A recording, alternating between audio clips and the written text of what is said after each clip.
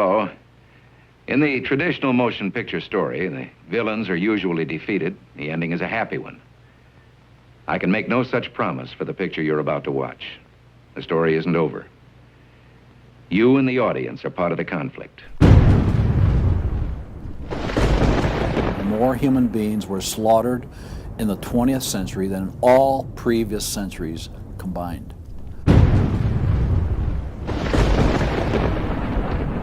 We're talking a congressional record, 135 million dead.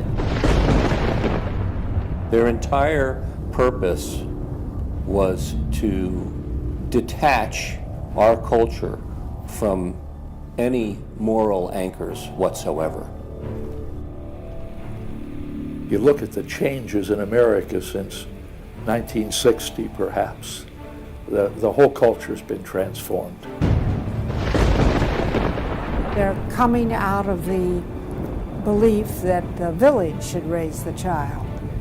The village means the government. They have deliberately destroyed the American family, understanding that's the foundational block that builds a society. We've come from Norman Rockwell's America to Hugh Hefner's America. If we lose the Judeo-Christian framework, we're lost forever. The left wants you to think that the cultural changes that have taken place in America since the 1960s have done nothing but progress us forward toward a brave new world. They look at what holds society together, they understand it, but they don't want that. They want change, and they will subvert and rot every good and decent thing we believe in because they have a vision for a new society, and that must mean the replacement of the old society.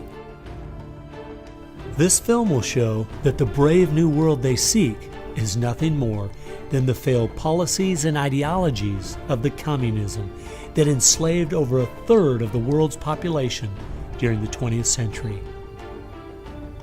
It will show that most people on the left aren't communist, just the useful idiots Lenin spoke of, being used to promote a socialist agenda, which is the first and necessary step toward communism. They basically try to say that the state itself is ultimate, that there's nothing, no law higher than the state, and if there's no law higher than the state, there's no appeal against it.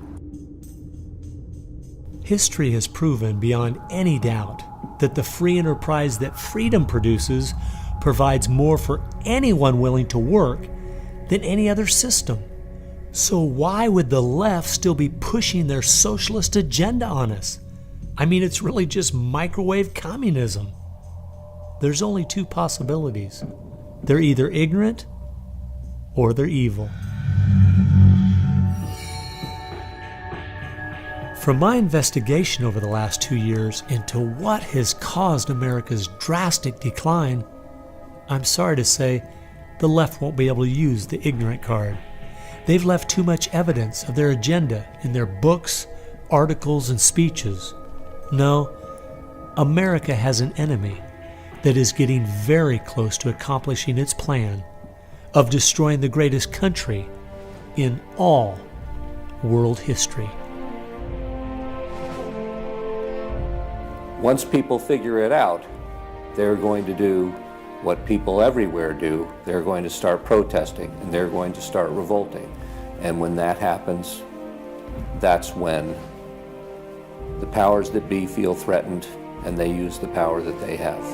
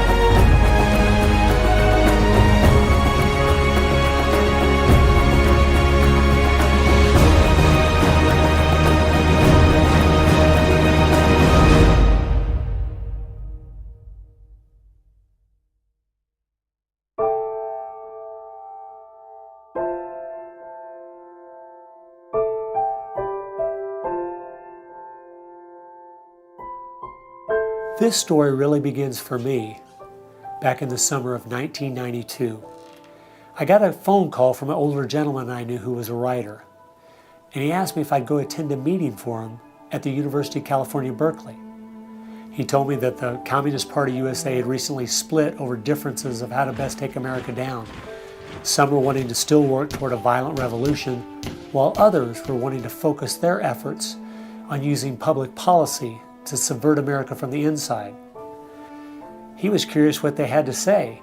I mean, after all, the Berlin Wall had just come down, the Soviet Union had dissolved, and the whole world was saying communism is dead. So why were they meeting, and what were they up to? I was in graduate school at the time, and the whole idea of slipping in undercover into a communist meeting sounded pretty neat, so I decided to go. The first surprise I had was when I walked into the auditorium. I was expecting it to be filled with college radicals, but instead it was 50, 60, and 70-year-olds, grandparents, professionally dressed with briefcases. And I realized this might be a little more serious than I thought. As the weekend unfolded, I listened carefully as they outlined their plan and agenda, and how they were going to infiltrate the institutions of America to influence us in the direction they wanted us to go. To destroy our families, they wanted to promote cohabitation instead of marriage.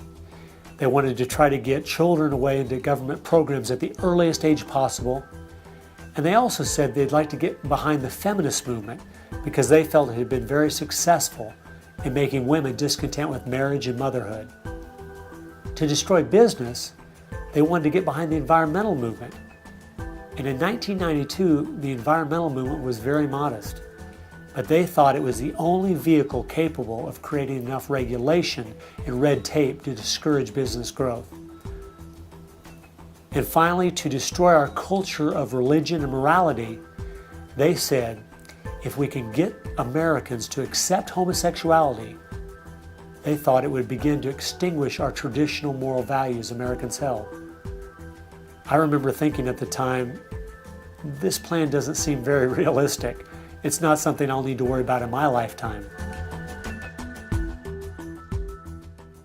It was 15 years later, I was appointed by the governor to be a state representative in the legislature. I'd only lived in my district for 2 years, so I thought it'd be a good idea if I wrote a monthly letter to the editor. Each month I wrote on a different topic. In January 2008, as I was contemplating what to write my letter on, I thought back to the meeting in 1992, and I thought of the goals they'd outlined and where America was today, and I couldn't believe how successful they had been. Our families were totally disintegrating. The environmental movement had become the most powerful force for destroying our free markets, and hate crimes legislation was being considered in Washington, D.C. that made it a crime to even say anything against the homosexual movement. I realized people needed to know what was going on. After I wrote this letter, within days, people were protesting at the Capitol. It was the feature story on the evening news. Controversial comments have state legislators buzzing tonight. After a freshman lawmaker alleges the communist agenda has infiltrated mainstream America. It's the big story, live at 6. And over 40 letters to the editor had been printed in response to what I'd said.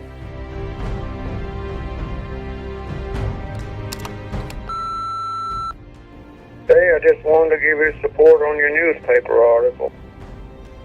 Don't let them grind you down. Bye. I realized then I'd hit on something.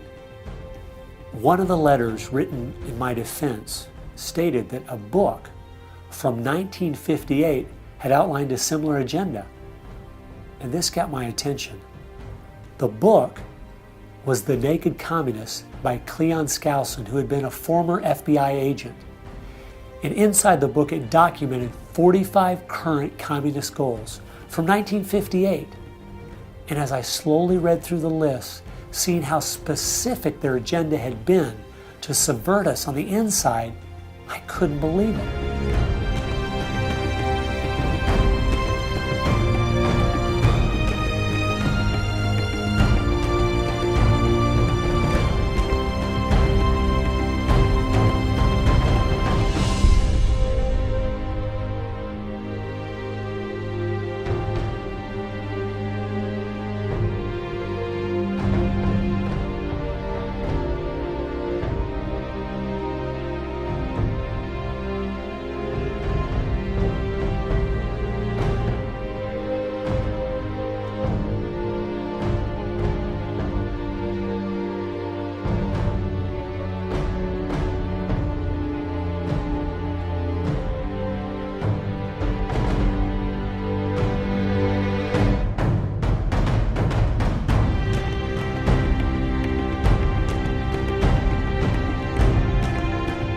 They'd accomplished almost every single one of them, and nobody seemed to be noticing. For at least the last 50 years, they'd been working actively behind the scenes, in the shadows, trying to move our people and our culture in a direction that was designed to destroy us.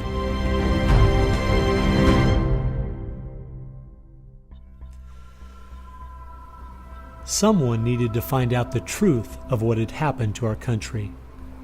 Could all of these very specific goals have been accomplished by accident? Or was there something there, under the surface, intentionally rotting away America's culture? I decided to go and get the facts from some of my favorite writers and speakers around the country. These are a few of the questions I asked them.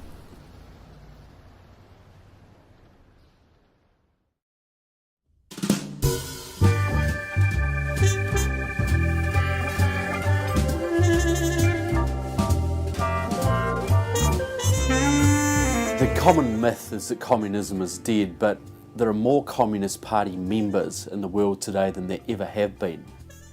One of the things the communists are doing worldwide is not using that name.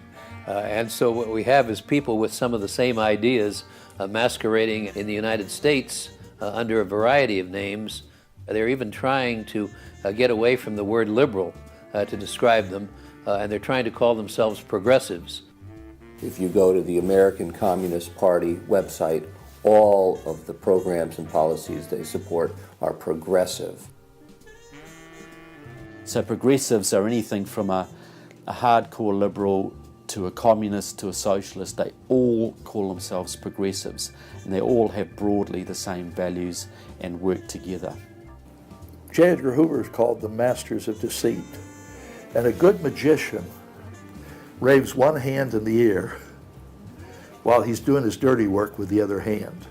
And while everybody's saying communism has died, they moved through much of Africa. Communism is resurgent in South Africa. Into South and Central America. Right now, 6 countries in Latin America are now communistic. We have communist China, we have Cuba, North Korea, we have Vietnam. It still dominates behind the scene in Russia. It's still very strong in Eastern Europe. It is strong in the EU. It is strong in virtually every country in the world.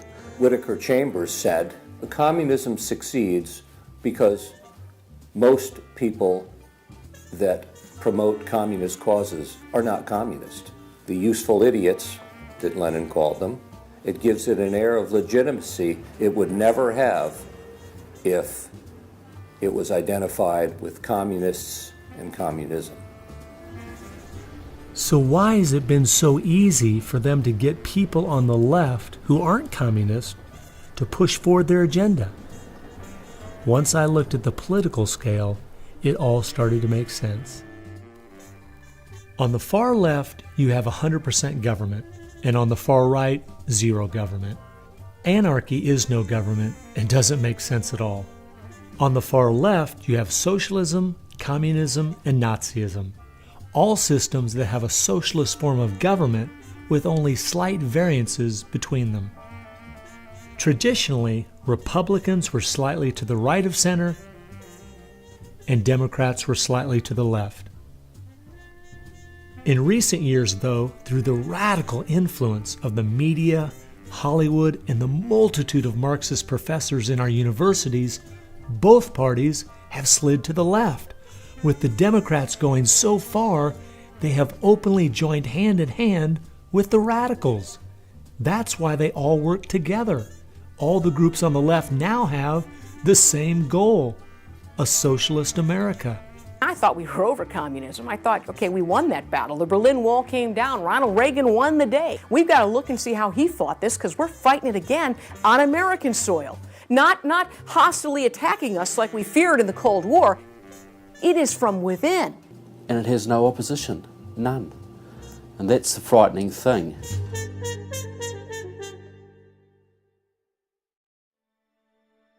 I think it's pretty clear to see communism isn't dead. They now disguise it by calling it different names, but the ideas behind it are alive and well.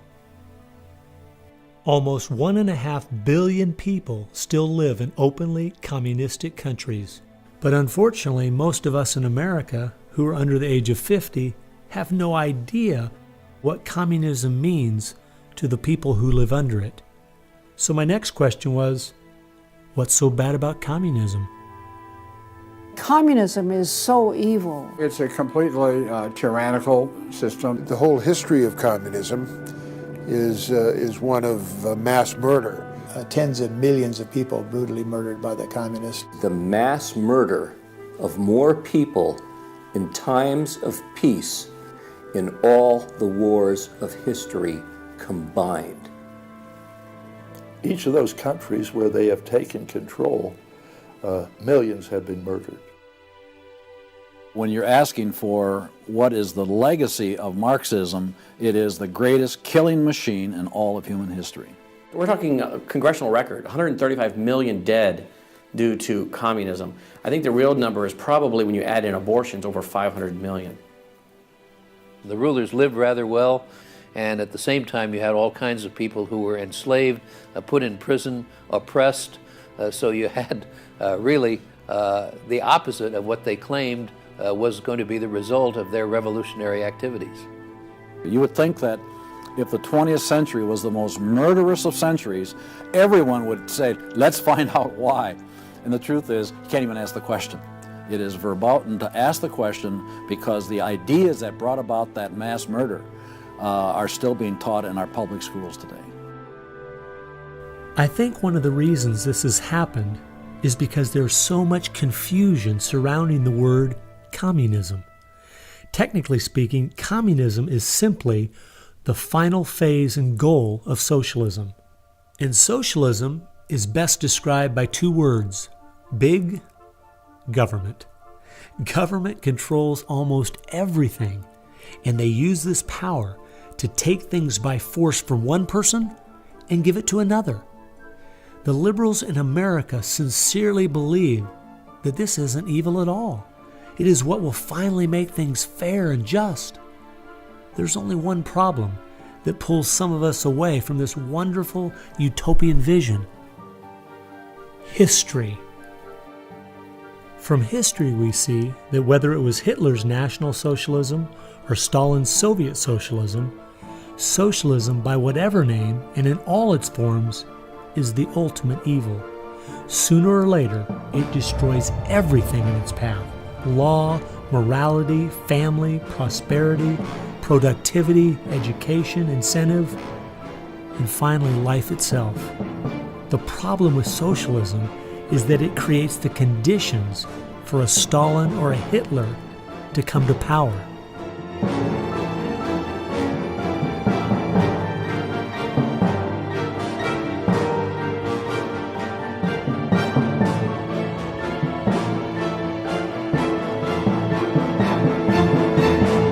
And that's why communism has such relevance today. It's the final destination on the road we're traveling.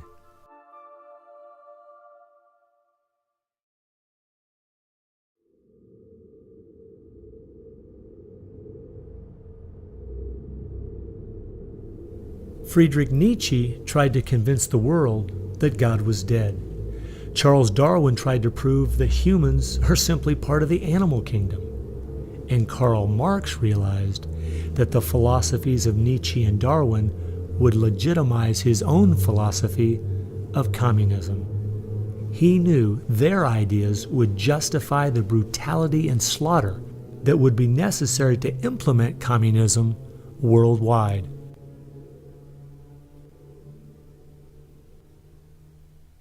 It was in March of 1883, Karl Marx, the father of modern-day communism, died.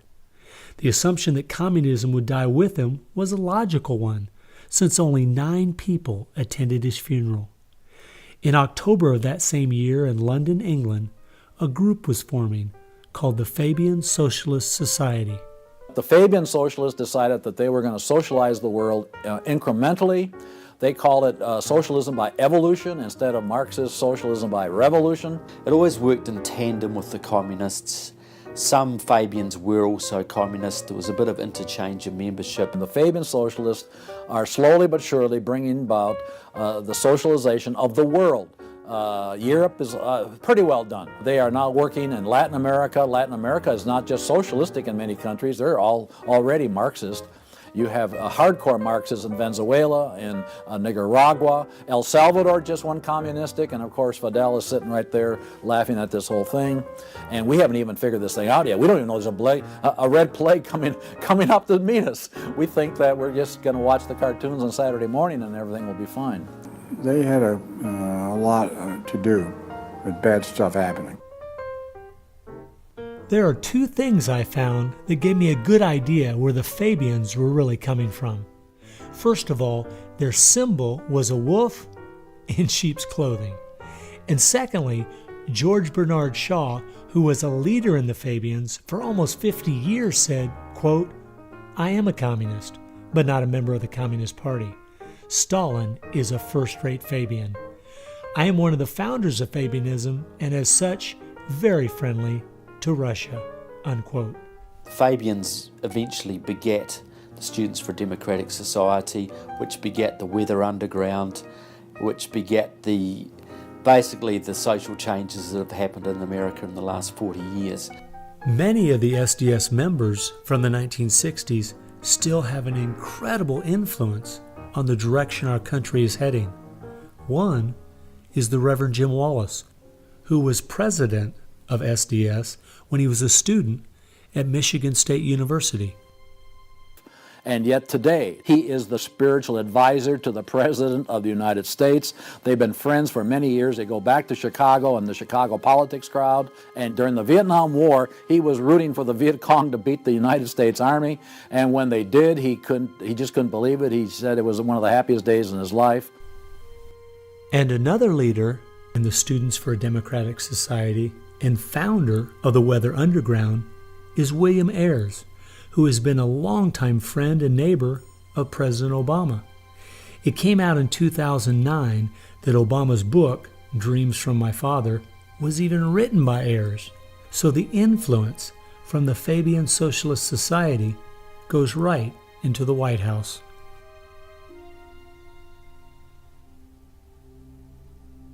The next group I found that has seriously impacted America's culture is the Frankfurt School. The Frankfurt School was a sort of an outpost in America of European socialism. Willy Munzenberg, with a few other Bolsheviks, founded the Frankfurt School. The two leading members are Herbert Marcuse and Franz Neumann. Franz Neumann was, in fact, a Soviet agent.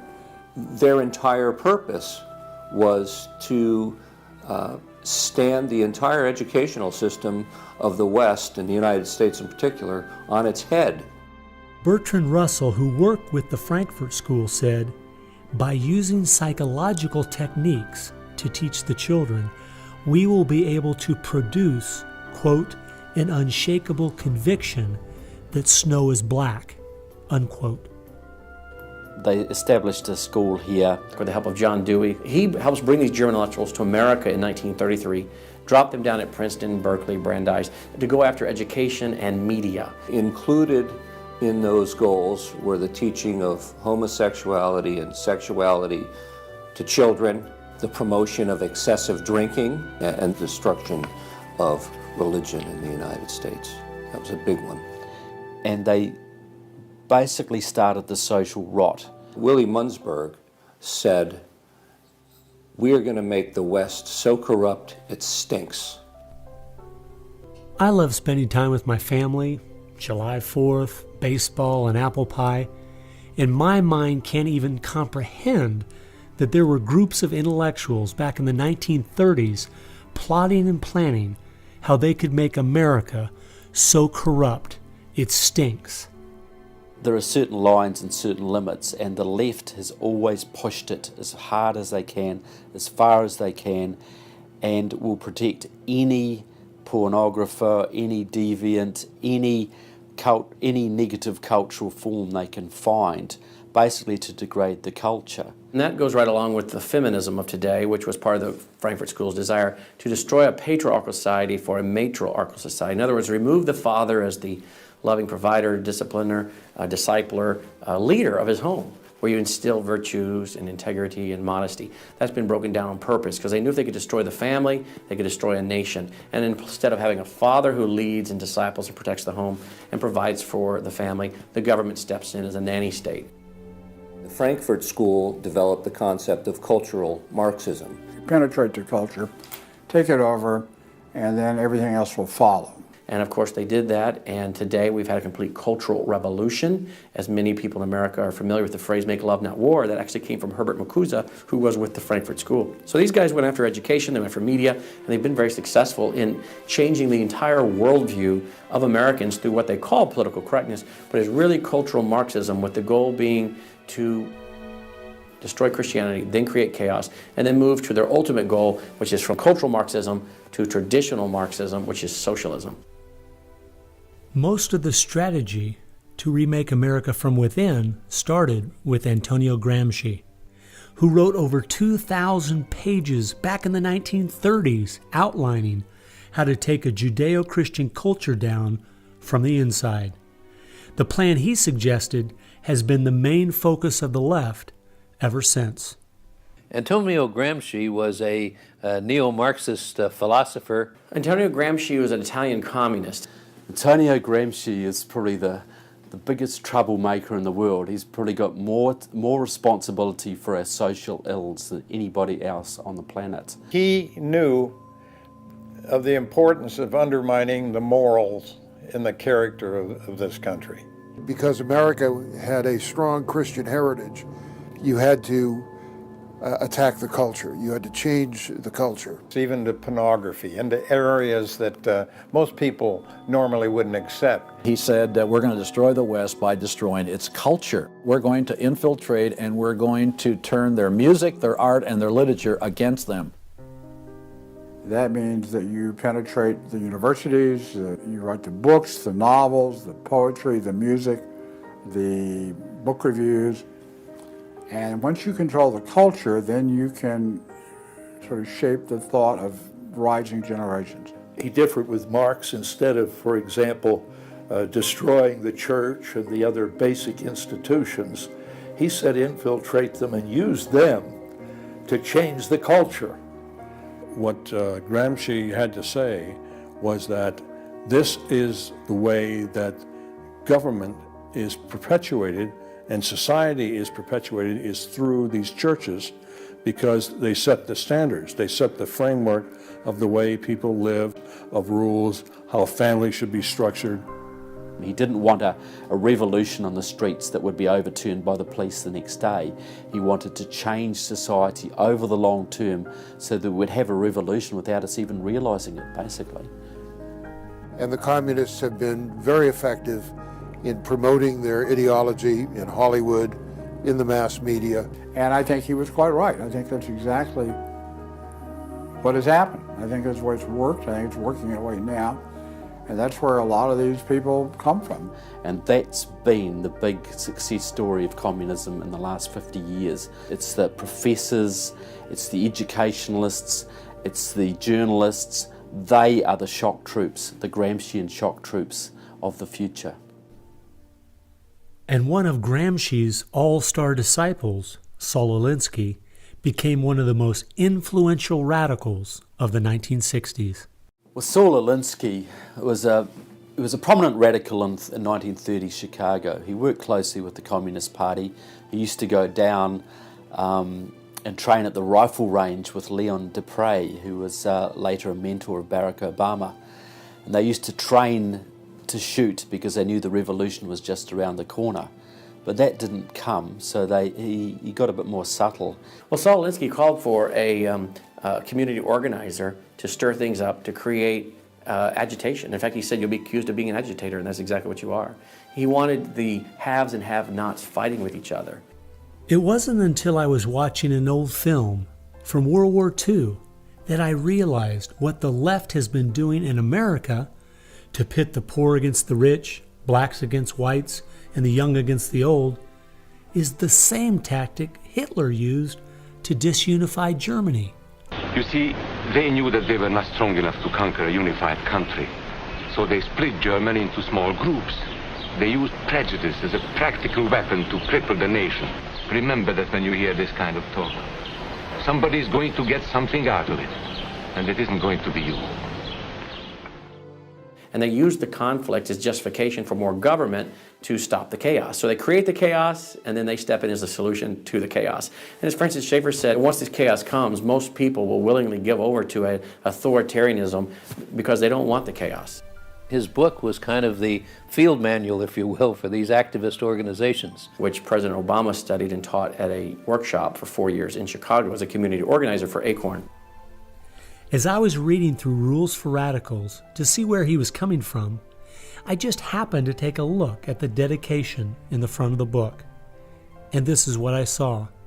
Quote, "Lest we forget at least an over-the-shoulder acknowledgement to the very first radical, the first radical known to man who rebelled against the establishment and did it so effectively that he at least won his own kingdom, Lucifer," unquote. Saul Alinsky from Antonio Gramsci has had an incredible amount of influence on our president and on our society, and he dedicates his book openly to Lucifer, Satan. I think that says more about where their ideas and plans are based than anything else. You asked what Saul Alinsky's impact is on the leftist movement today, and it basically defines it. It defines it.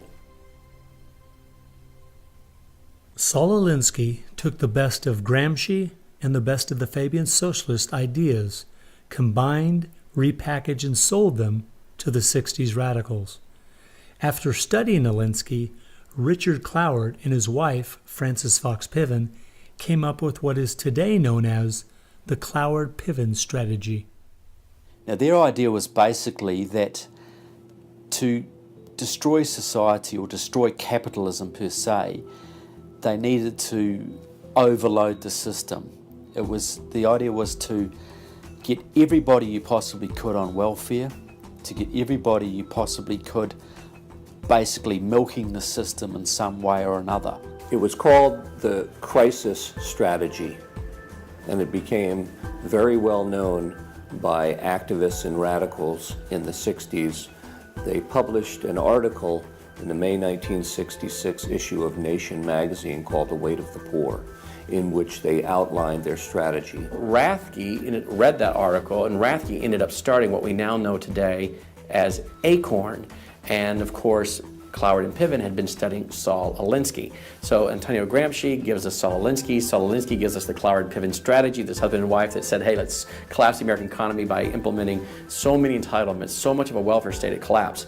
Rathke studied the Cloward-Piven strategy. He starts Acorn. And of course, Acorn gave us Obama. And to show what a small world it is, Wade Rathke, who started Acorn, was the draft resistance organizer for SDS, the group the Fabians started. They've used that strategy ever since to expand voting rolls, to expand welfare rolls wherever they can, basically just to overload the system, to increase the tax burden on the middle class, and basically bring capitalism one step closer to destruction. I guess we shouldn't be surprised that we still have open borders, that so many people are dependent on the government, and that the left keeps pushing these programs when all they've done is tear apart the black families in America and create generational cycles of poverty. The last group that has worked alongside the Fabians and the Frankfurt School using Gramsci's approach is the Communist Party USA. Probably the most important book on this subject is called Towards Soviet America by William Z. Foster. William Z. Foster was the head of the Communist Party himself.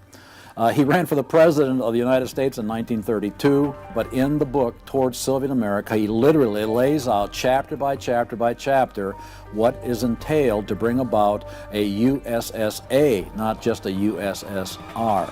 Two of the movements they started in America have played a significant role in tearing apart our families, in breaking down our morality. Betty Friedan is credited with really starting the feminist movement in this country. The purpose really was to attack full-time homemakers, to get them out of the home, to make them think they live dreary lives, to make women feel they are victims. It's the science of victimology. And that is so unfortunate, because the American woman is the most fortunate class of people who ever lived on the face of the earth.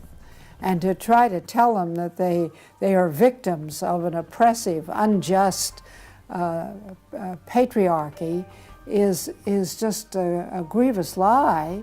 But unfortunately, they are teaching young women that and have been doing it for many years. While Betty Friedan was pushing her book, Feminine Mystique, she implied that she was coming from the point of being a frustrated housewife herself and just wanted to be a help to other women. But later in the 1990s, it came out she was in fact a radical propagandist for the Communist Party and a staunch supporter of Stalin. So when she had described the American family as, quote, a comfortable concentration camp, unquote, it wasn't because of her experience at home, it was because she was just doing her part to dismantle our families. I'm a student of communism, and the communists set up various groups and various societies. Their society that they set up to promote homosexuality in this country was called the Mattachine Society. And it was founded by Henry Hay, a leading member of the Communist Party. So since I was studying communism and teaching on the issue of communism, you just follow leads, and all of a sudden you realize, what is this Mattachine? I've never heard of this Mattachine Society. Well, it was Henry Hay's organization set up to infiltrate the culture of the United States to make homosexuality normal. It's always been a movement dominated by the left. It's all these so-called isms. You'll find there's a communist or a socialist behind every one of them, and you'll always see their targets. It's basically the traditional family unit. The war is still against the family. If you go back to the Communist Manifesto and read Karl Marx carefully, the war is against what they called the bourgeois family, which was really the biblical family, father, mother, and child. They want to plow through marriage. They want to change the very definition and meaning of marriage, because their open door to engineering society in this utopian way is blocked by the very values of our Christian civilization that's taught through marriage. And so the left just has got to destroy the family, because if there's any one thing that will prevent the left from carrying out its agenda, it's healthy and strong nuclear families. And so from the Fabian Socialist Society to the Frankfurt School to Antonio Gramsci and the Communist Party USA, from these four you will find connections to almost every left-leaning person and organization in America. Their influence has been incredible.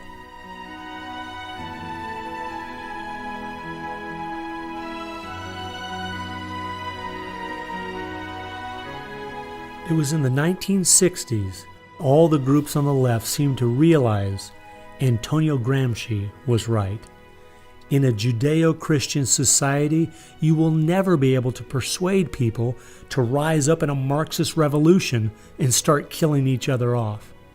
The only way to take the culture down is through penetrating the institutions of influence to change the people from within.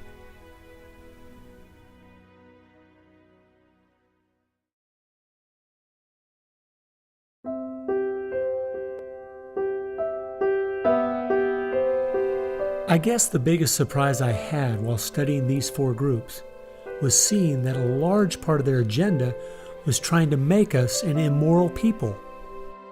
The communists knew in the 1930s and since that time, And the leftists know today that if you can break down the cultural traditions, the basic rules of morality, then it's much easier to move people in different directions that are counter to the good of society. They recognize that it's all part of the same fabric.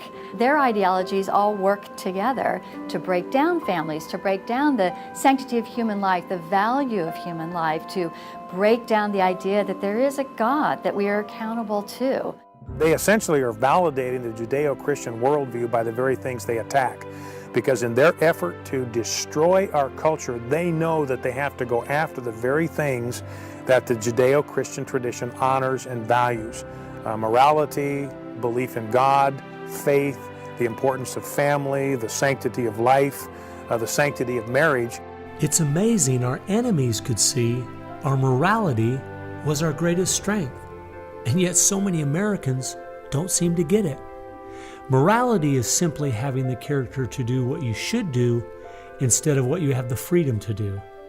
And that's the only way freedom works. A people cannot be given freedom without morality, or they will self-destruct.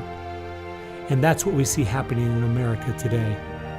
The bottom line is freedom and free enterprise are simply fruit on the tree of morality. Our founding fathers clearly understood this principle, and so do our enemies.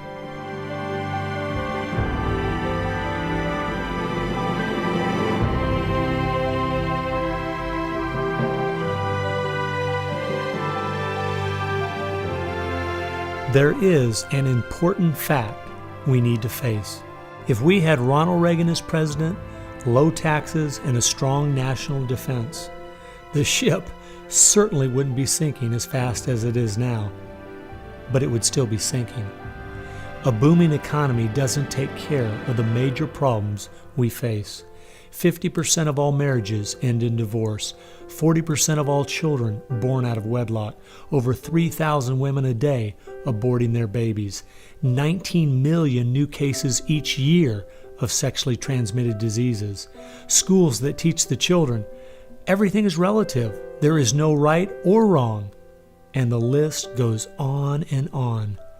I recently read in our local paper that over the last 12 months, almost 7% of all high school students in my state tried to commit suicide. Our society is falling apart, whether we want to admit it or not.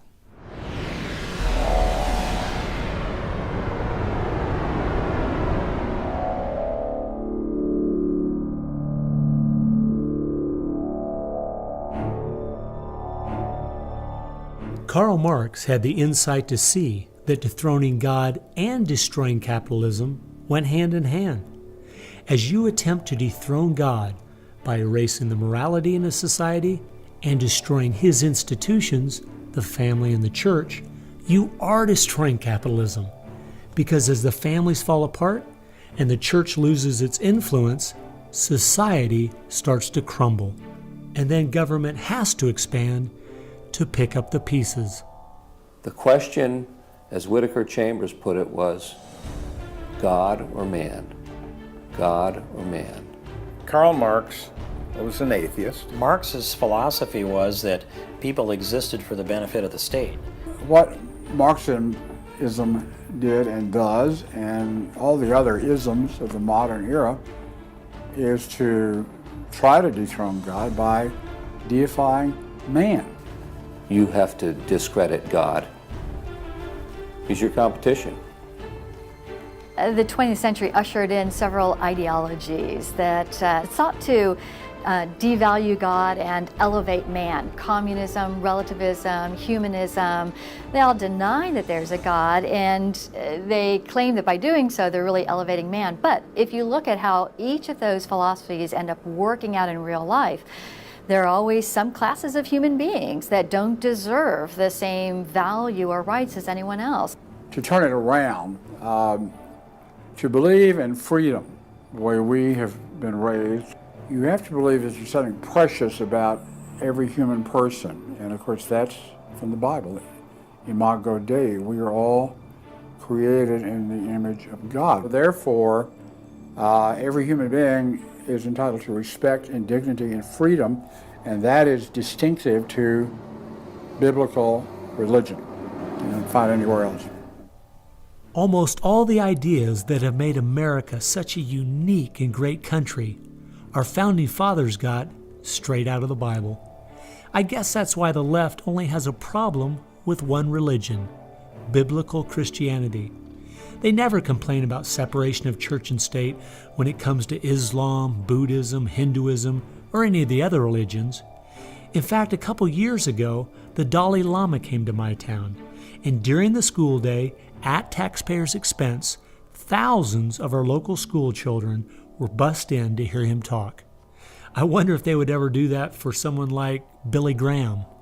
No, they must destroy the Bible's influence in America so they can step in with big government in its place. It's an age-old question. Are we going to believe in God, or are we going to play God ourselves? Essentially, for the left, the choice that they see very clearly is people are going to depend upon God or they are going to depend upon government. They want people to depend upon government, so they have to destroy faith in God. At its core, it's a rebellion against God and God's laws. And that's what the battle is about. That's what the assault is on. That's why Christianity is a target. And that's why we saw the gulags in the Soviet Union. We saw the concentration camps in Nazi Germany. And all the ideologies that elevate man end up devaluing certain human beings. Dictators of the left, Hitler, Stalin, Mao, Castro, and all the others, always have come to power by acting like they're going to change things to make it better for the people. Yet history has shown us the devastating results that have happened every single time. There is no example in history of big government that didn't abuse its power over the people. But people who have believed in the God of the Bible and that our rights are a gift from Him to everyone have always stood up for the preciousness of every human life. You look at those who have fought for true human rights throughout the ages, and it's those that do have a strong faith in God, those who fought against slavery, and those now today who are fighting for the sanctity of human life. Like the Declaration says, we hold these truths to be self-evident, all men are created equal. Aristotle didn't believe that. He said, no, some people are born to be slaves, and some other people are born to rule over them. And the reason that you and I know different, and it's not because we're smarter than Aristotle, he was a smart man. But we have something he didn't have. We have the Bible. And so, therefore, that's where we get these ideas. And from pagan antiquity or neo-paganism or all the modernisms, you get the opposite. After studying this topic for the last 2 years and reading literally hundreds of their books and articles and speeches, I've come to the conclusion, whether the left knows it or not, their plans and goals can all be summed up very simply. They are at war with God. A people that are moral and believe their rights come from God would not only never want what they're selling, but would also never need it. And they know that.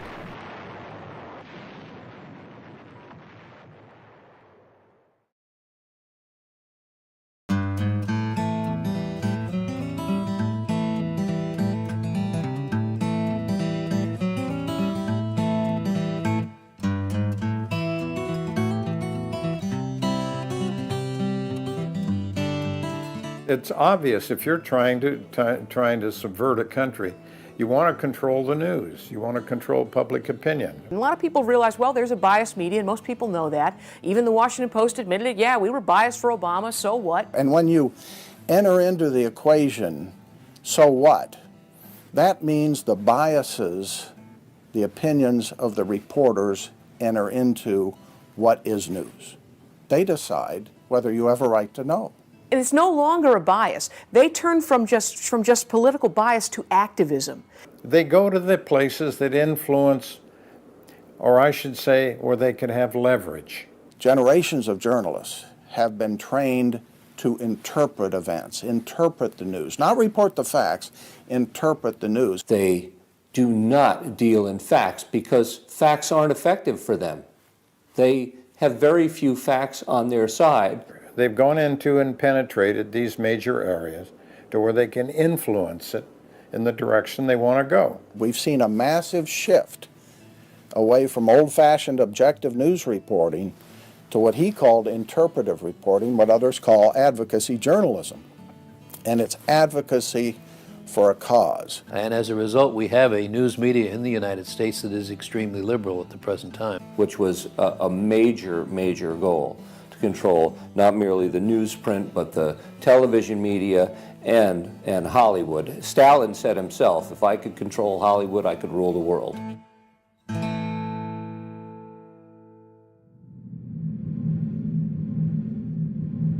Children are always the first targets of anybody trying to bring down a system.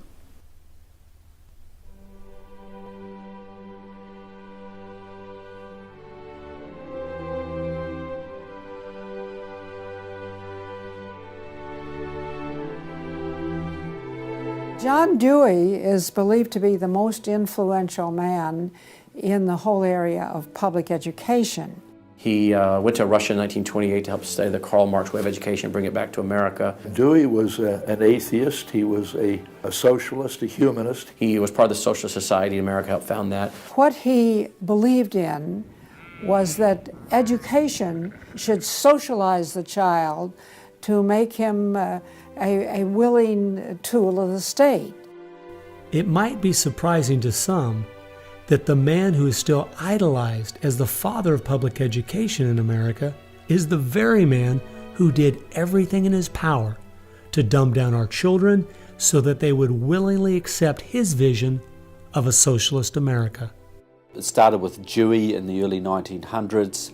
It expanded, really expanded since the 1960s. The hard left gets control of the teachers' unions and the training colleges. If you've got those two institutions, you can pretty much dictate all educational policy. The people who were demonstrating against our country and against our government in the 1960s have now become tenured professors in the universities. So they're the ones who are writing the textbooks, teaching the teachers, running the teachers' colleges.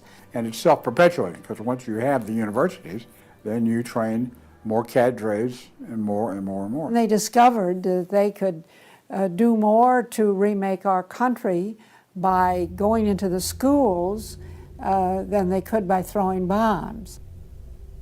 I believe the average patriotic American underestimates the importance and influence education has on their children. That's how the large majority we had in 1980 to elect Ronald Reagan in a landslide has been lost. It's not because the other side has had lots of children. No, they're aborting theirs. But instead they are capturing ours through the propaganda they teach them, 7 hours a day for 13 years, and even longer if they attend college. We are losing most of our children to the other side because of the anti-American, anti-God, and anti-free enterprise rhetoric they are filled with in the government schools. Government schools are not teaching basic reasoning processes. They're not teaching logic. They're not teaching actual data of history and science and mathematics. And if your education is rather limited, then you're inclined to believe that government can be the solution to your problems. When you look at the desks in the schoolroom, you'll find 4 together, or maybe a table, they sit around a table. Independent desks are very rare in most classrooms because they don't want to promote the self-sufficiency, independence mindset. You go back to William Z. Foster in his book, Towards Soviet America, you will see how he has a whole chapter there on how we have to supplant education in this country and ultimately force every student to attend public school. That's the other thing. I hope the homeschoolers catch on to this. The homeschoolers and the Christian day school movement are going to have some very rough times ahead of them because the public school crowd cannot afford to have any competition. And they're being given plenty of competition by the homeschoolers right now. You see the effects of that in lowered educational standards. There's no more studying of the classics or studying of the civics or, you know, how the US Constitution was formed. It's all progressive education. It's all based on the identity politics, the isms, the current trendy isms, environmentalism, racism. They're training them for the collective, and a collective mindset and a dependency mindset. And it seems that they, again, want to have people be uneducated, so then they do become wards of the state. They're dependent on the government to provide everything for them. It's under 10% of kids believe that there is an absolute right and an absolute wrong. And why are we surprised? We've sent our kids into this government system that indoctrinates them, that teaches them about tolerance and diversity and multiculturalism, and not about reading, writing, and arithmetic, not about what our founding fathers had to say. It's consequences. Few would argue that the education the children are receiving in the public schools is pathetic at best. But with the amount of tax dollars we spend each year, over twice as much as it would cost to send the students to private school, why do we allow this to continue? The group that my investigation led me to, that seems dedicated to making sure the children don't get a good education, was a real shocker. The schools are pretty much controlled by the Teachers Union, the National Education Association. If you look at their platform and goals, you would think they were a socialist or almost communistic organization. They are for the entire feminist agenda, starting with abortion on demand, tax-funded abortions. They're for the whole gay rights agenda. They're for the whole globalism agenda. They are extremely anti-parent. It is an effort to get the children to abandon the values of their parents. National Education Association has no patience, tolerance, or use for traditional teachers. They're looking for people who want to be agents of change. They want to throw out all the lessons of history. And really it's an attempt to then impose their own views and ideas onto people, get them to act as activists. If you control those institutions, then you can control everything else. It's all public schools, all for their jobs, and they have gotten behind all of the radical kinds of curriculum that's being introduced. They're for it 100%. They've had a tremendous effect on public education. It's not positive. We also see immorality being promoted through our schools. The kind of sex ed curriculum that is being used and paid for with our tax dollars would shock most parents. I think one of the main problems we face is parents naively thinking that the schools are the same today as they were when they were young. They don't realize there is a battle going on in this country for the hearts and minds of our children. The game is between 15 and 25 years of age. That's the whole game. If you're over 25, the chances are they're going to put a few pennies towards you to corrupt you. But their game right now is to corrupt the 15 to 25-year-olds or less. And right now they're down in the first grade with Heather has two mommies, Daddy's roommate, gay pride parade, and now by 8th grade they'll pass out condoms in school colors because that's so patriotic. And it's perfectly obvious that you get a hold of the child early, you can change his values away from his parents' values and get him to follow you. And they're very open about saying that. The National Education Association has passed resolutions saying they want children from birth. Isn't that interesting? The Communist Manifesto also thought the state should take control of children at birth. The left has always been good at disguising their real agenda by coming up with phrases made from words we are very familiar with, but then giving them new definitions. Social justice is the current phrase of choice and is being used to teach children the failed Marxist ideas of yesteryear are what they should strive for today. We see social justice curriculum today, which is the buzzword for communism, socialism, Marxism, which Bill Ayers is teaching. It's in many of our colleges, and the social justice curriculum is being taught in high schools all over the nation. Justice is good. If you then start calling it something blank justice, then you're modifying it. And what it really means is, I think, taking from one group of people and giving to another group. So I would call it socialism. And it's used to break down the differences between the way things are done and the way it should be done. So when they're teaching social justice in the schools, they're not talking about free enterprise and capitalism and individual self-responsibility, all the things that made America great. They're talking about the things that made Europe and the Soviet Union and China so bad.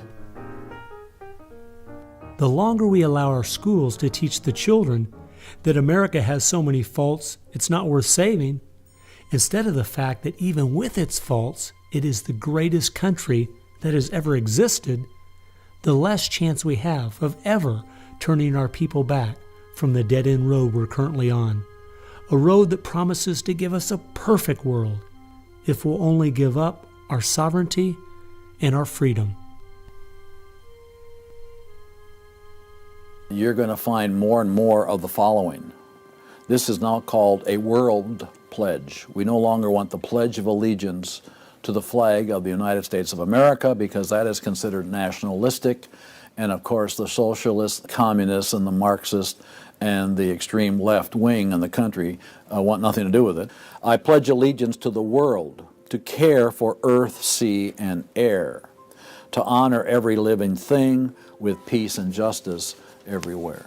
This came out, first of all, in Superior, Wisconsin. So Superior, Wisconsin was their guinea pig, and there was very little said against it, and so it would then go to the next and the next and the next, and before long you'll have the whole school system standing up saying, I pledge allegiance to the world instead of I pledge allegiance to the U.S. The public schools right now, if you'll read Towards Soviet America, have nearly accepted every item that William Z. Foster said we needed to place into the public school curriculum. And we're seeing the results. You know, people are not as informed as they once were. They think in different ways, and they think in the way that the left intends them to think. Antonio Gramsci realized that if you can take over the institutions in a culture, you will be able to use those to influence society to create the socialist man you want. I think the most brilliant part of his plan was that he realized you could not only create a man that wanted big government to take care of him cradle to grave, but, and this is the genius of Gramsci, you could create a man that needed big government to take care of him cradle to grave. A man so dumbed down and so minimized in society, he wouldn't have the intellect or character to take care of himself. The reason this is so deadly for America is that once we have a certain percentage of the population in that category, our limited constitutional form of government is no longer possible because too many people won't be able to exist in that framework. We are approaching that tipping point rapidly.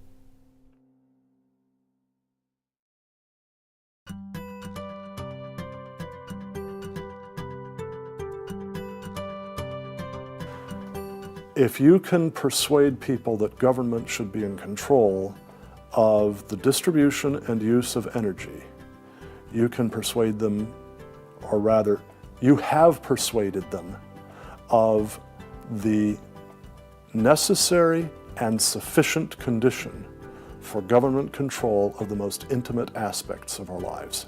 One of the main thrusts of socialism these days is obviously through the environmental movement. You know, one hates to pick on Al Gore too quickly and easily, but I read the whole of his book, Earth in the Balance, Ecology and the Human Spirit, back in 1992 when it was first published.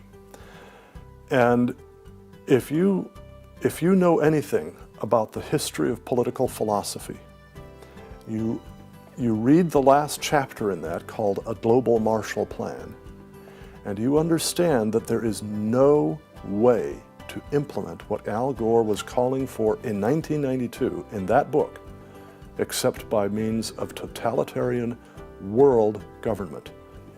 Patrick Moore, who was a co-founder of Greenpeace, and he was a very dedicated environmentalist, quit Greenpeace when he realized that it had been captured by radical leftists who were intent on using the environmental movement as a vehicle to destroy capitalism. How many factories work when there's a power outage? None. You want to hurt business, you want to drive down industrial production, you just drive up the prices of energy, you just diminish its availability, and the easiest way to do that is to make people scared to death of the cheapest forms of energy, which are fossil fuels, oil, coal, natural gas, and nuclear energy. They had already made people afraid of nuclear because of irrational fears, but then they had to figure out a way to make them afraid of fossil fuels. Well, the way to do that was to say they're going to cause catastrophic global warming. So I used to think this was just one great big distraction. If they want to put their energies toward the environment, but now I see that this is now being turned around and used as a tool to further a socialist agenda. Charles Rubin, a political scientist who wrote the book The Green Crusade, has told this story extremely well. Environment comes from a French word meaning surroundings. Well, now, what is surroundings? Everything around you, right? And so, as Rubin points out, environmentalism is literally everythingism. And so, if you were a socialist, committed ideologically to the notion of government having control of everything about our lives, and you saw that you were losing the contest in terms of the creation of wealth and its distribution to capitalism, you had to find some other basis on which to promote your vision of government and to pursue its implementation. Environmentalism, or everythingism, was the perfect card. In December of 2009, when the ClimateGate scandal broke open and it became public that even the leaders of the movement knew the whole global warming idea was a farce, it wasn't them just having bad data. We as Americans knew once and for all that this movement was simply part of their agenda. It's my guess that regardless of the evidence that comes out against them, they will not let this tool they have waited the last 100 years for go to waste. A tool that gives them the absolute power and control they want, but allows them to get it under the guise of saving the planet.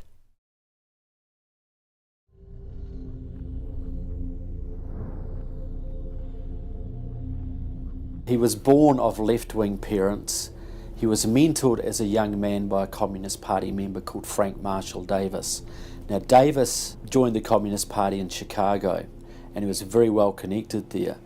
So young Obama eventually wound up in Chicago, and he started working with the very same people that had been working with his friend Frank Marshall Davis. All of his associations have been with people that are way left of center, hardcore left. And he's doing nothing more than what is predictable based upon that background. The nicest word for his agenda is a socialist agenda, and we could go on down the line of the other descriptors of the types of an economy and a society that he's building. He's all the things that Gramsci wanted to use for social change. Yeah, he's the epitome of the movement. If you think there's no way that so few could be so effective, consider this. When the Communist Party USA split in 1992, the group that formed was the Committees of Correspondence, and it was their meeting I attended that summer at Berkeley. As I started researching that group, I saw that many of the same people who started or have worked with the Committees of Correspondence and its sister organizations were the same people who were involved with President Obama's campaign and administration. I found file after file on Trevor Loudon's website documenting with footnotes and photographs these connections. The radical left has been so successful, they have persuaded the American people to put one of their own in the White House.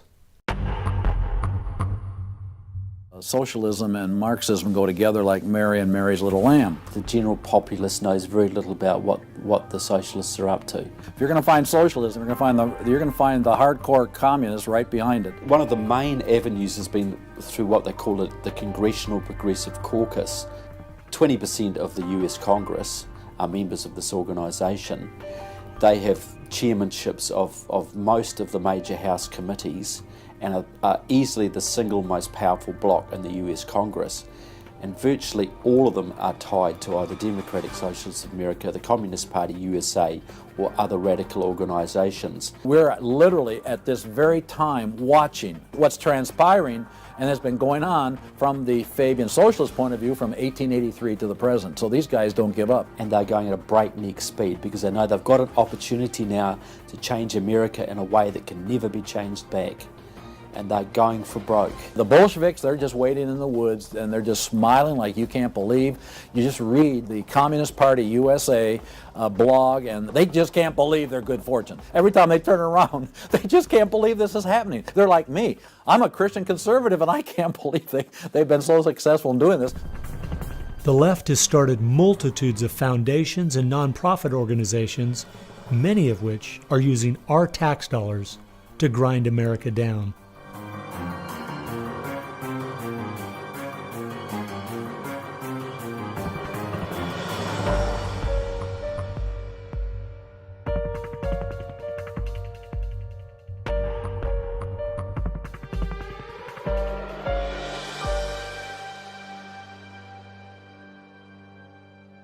They use all kinds of patriotic words to masquerade an extreme leftist orientation, which, if anything, would enslave the people in the same kinds of things with the same kind of ultimate results as communism had. The communists will let the socialists go so far, and then ultimately the communists really turn on their fellow socialists and they wipe them out too.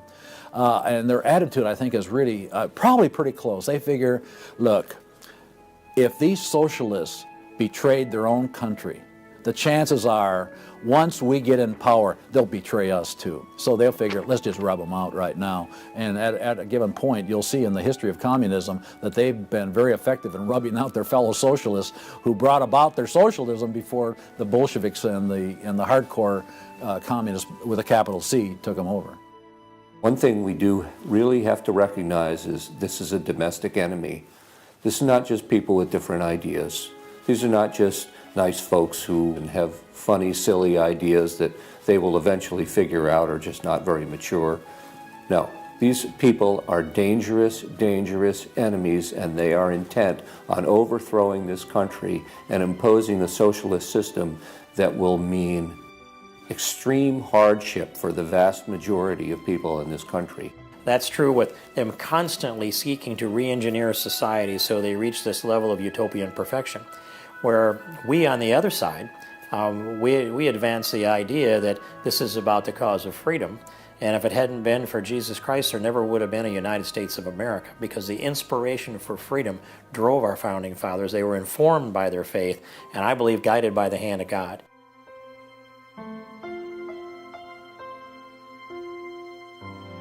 No. No. Perhaps treacherously close. It is never over until it's over. When the fat lady sings, isn't that the slogan? And when the fat lady sings, it's over. Now, she might be clearing her throat. We saw the great country of Germany in the 1920s brought to its knees. Hitler came into power and destroyed the country. We see countries like Zimbabwe in Africa, which was once a prosperous breadbasket, now just wrecked. Argentina was destroyed by the socialist Perón in the 50s. It was one of the richest countries in the world. So, no, we're not at the point of no return, but it's getting pretty late in the day. There's no time to be casual, that's for sure. We've spent too many years thinking, because we have Republicans in office or the stock market is doing well, that everything's okay. This is why the left has gained so much ground. It doesn't matter who's been in office. They've just continued pushing forward with their agenda. Well, I believe this is our last chance to push back.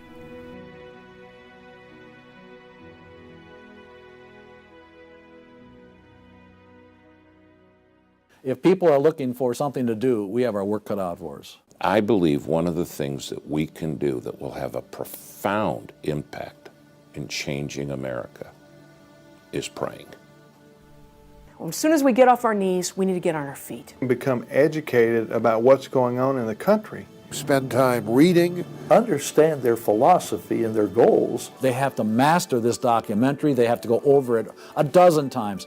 It might be having a monthly movie night with family and friends, watching one of the many great documentaries out there about what is going on in our country.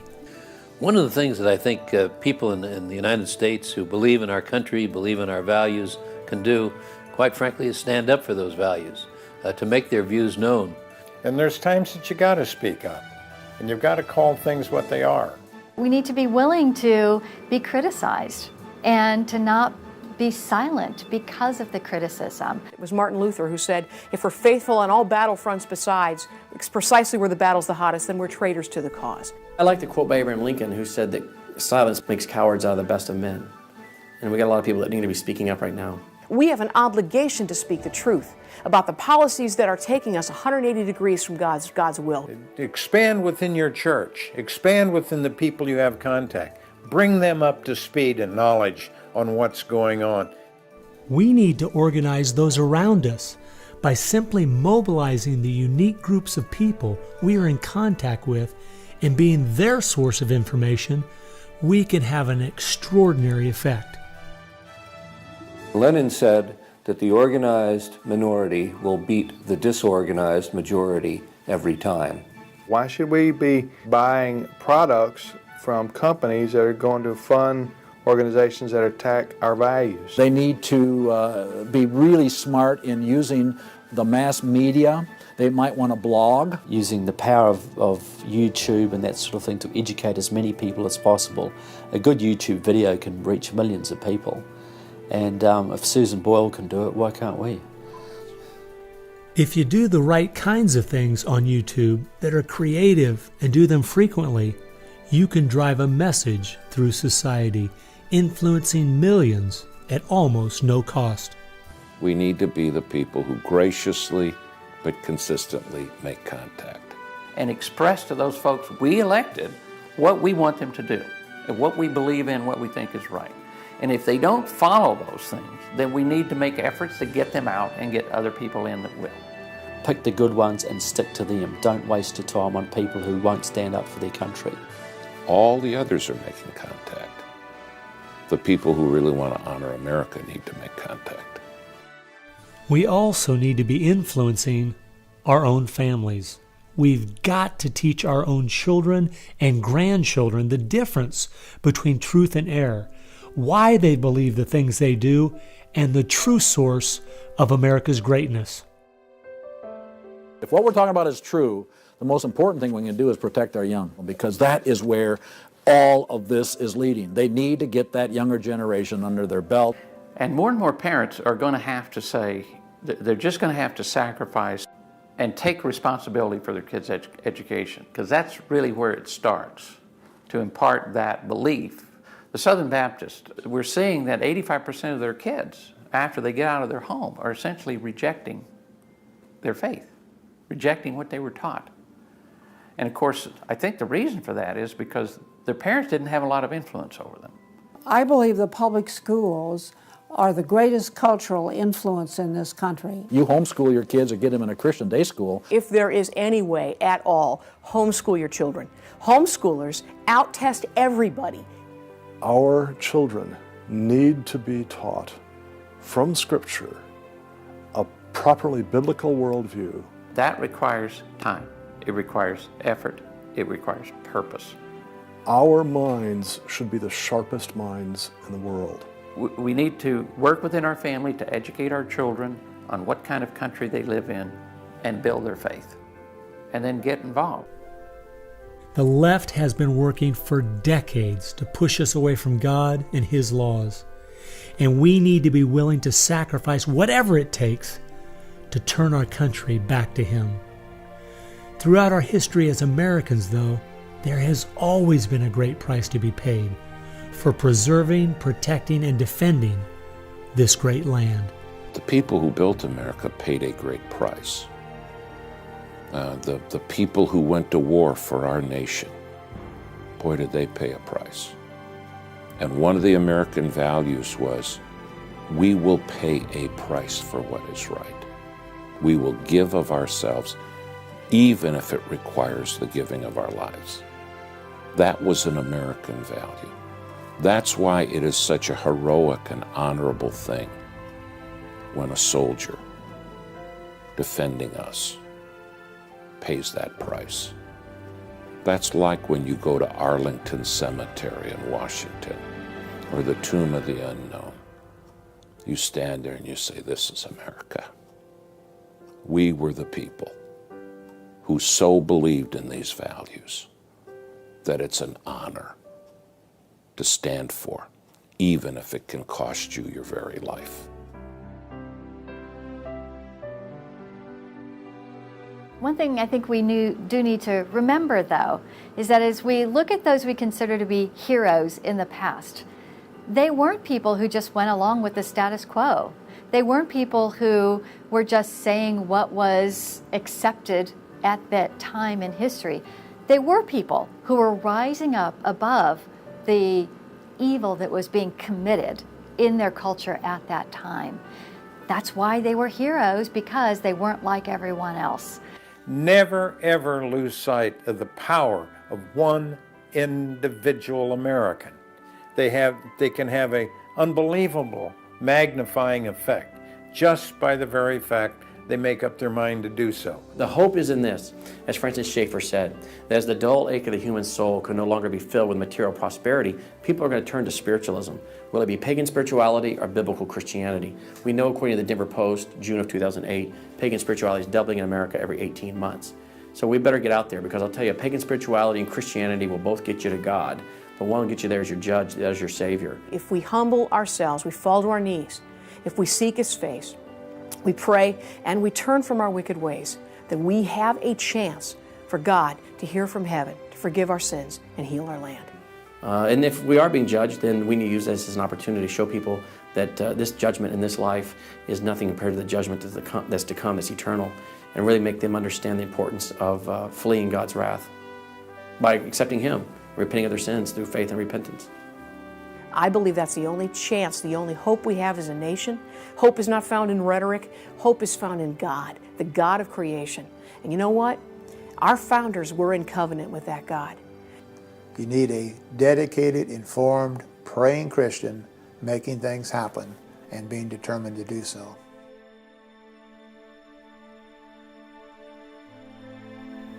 Time has only allowed me to present a fraction of what I found. The reason I called this film Agenda is because I wanted to make a clear distinction between what I was researching and all the conspiracy theories out there.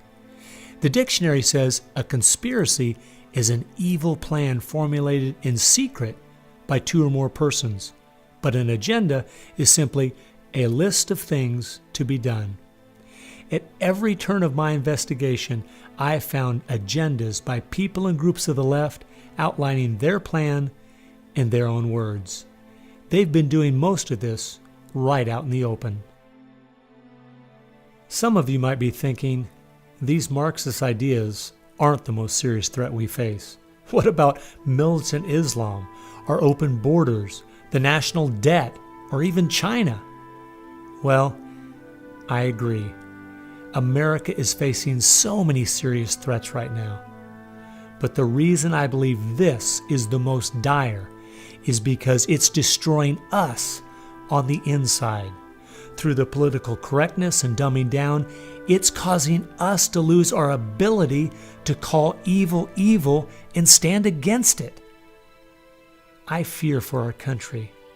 If we go along business as usual, not informed, not aware of what's going on, then the very small minority that have a plan and are great at organizing the uninformed and misguided will make sure their plan is carried out. I hope you realize it won't just be your children and grandchildren that pay the horrific price of living in the society they're trying to create. No, it will be far worse than that. Every time a civilization goes down or a country goes down militarily or economically, somebody else fills the gap. Now, if you look around the world now, it's going to be China, which is massively arming. You've got Russia, which is becoming increasingly belligerent. You've got the radical Islamic world, which works hand in glove with the Russians and the Chinese all the time. You've got a virtually red Latin America. You've got a neutral socialist Europe. So America hasn't got a lot of friends left in the world. Now, that's just not going to affect America. That's going to affect every single remaining country in the free world. Who's going to stand up to China if America doesn't? Who's going to stand up to the Russians? Is Europe going to do it? Australia, New Zealand, Canada? Not a chance. If America, and this is the point I think Americans need to comprehend, if America goes down economically, it will go down militarily. If America goes down militarily, we all go down. The free world is finished, and it'll be finished for a very, very long time.